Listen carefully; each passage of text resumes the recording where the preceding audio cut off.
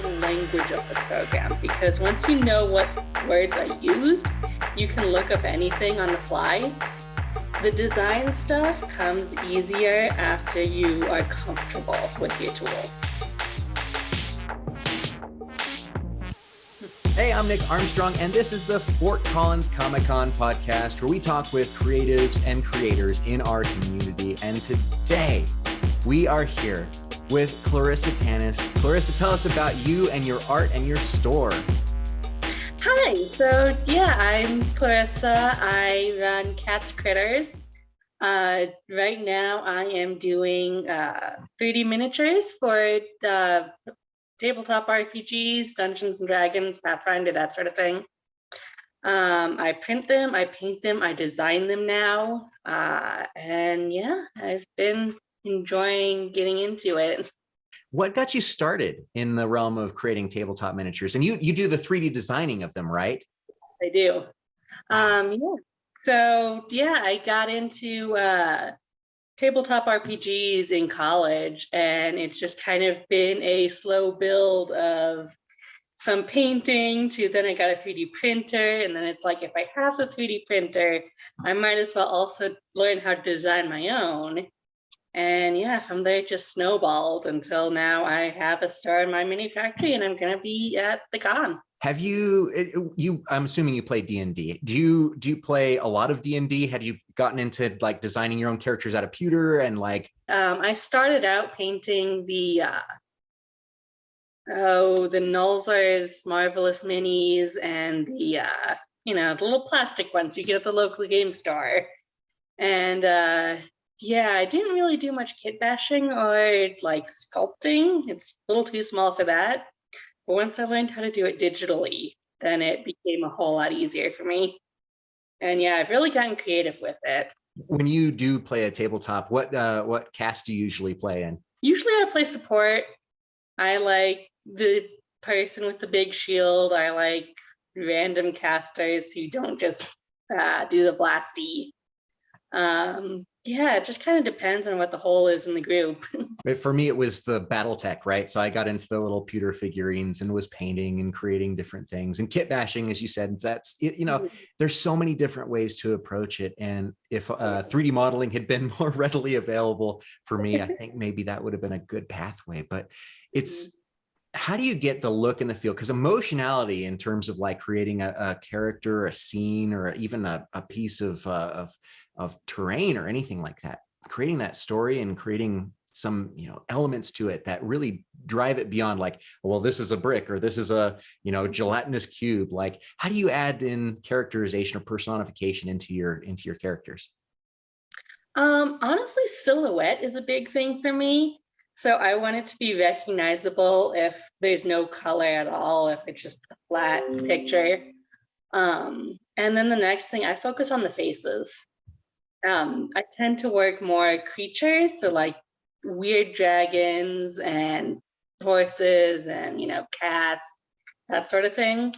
And if you get the face right, I find everything else just kind of flows from there. Is your process to like sketch it out first, or how do you how do you work? What I tend to do is I go online, I find a whole bunch of reference images of, usually I pick 2 or 3 different animals that I want to kind of combine. And so yeah, I have a whole file of references for each model. And then I will just start throwing spheres up in the program, just kind of starting to shape it out. I tend to do my sketching and designing in the program. I just find it easier that way. But yeah, eventually it just gets refined and refined until I have something that I start liking the look of before I start posing. What's been your favorite character to design so far? Oh, that's a hard one. One of my first ones that I really liked was I combined a bulldog and a beetle into a dragon creature. And yeah, he just ended up looking so happy and excited. And so yeah, that's one of my favorites. The terrifying bull beetle will now drool on you, I guess. He definitely wants friends more than fighting. Where do you draw your inspiration from? It's all over the place, really. I like looking for weird animals, and then unique silhouettes again. And then honestly, I just like coming up with stuff that I don't see in other places often. Like, everybody's got the four-legged, two-winged lizard dragon. So how far can I push the definition of dragon before it's not that anymore? Yeah. Well, and what's something that you're working on now that we might be able to see at the con coming up?